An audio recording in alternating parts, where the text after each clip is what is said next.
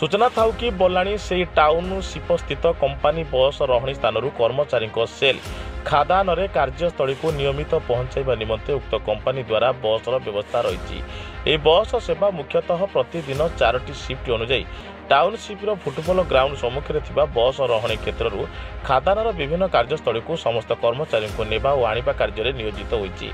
तेबे बस स्टाण्ड रे बस कर्मकर्ता और कंपानी कर्मचारी निज बाहना रखी बस रे यातायात करुवा बेले किछि दिन हब एही क्षेत्र बारंबार छिड़ा रहुथिबा गाड़ीर जंत्रांश चोरी होइछि।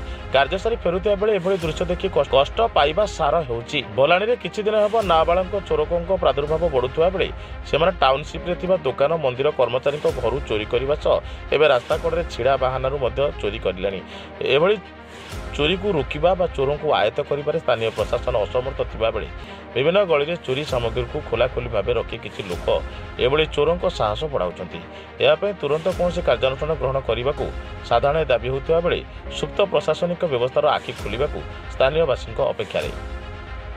केन्दुझर जिला जोड़ा ब्लॉक सिंगाराय चंपिया रिपोर्ट साई सत्य न्यूज।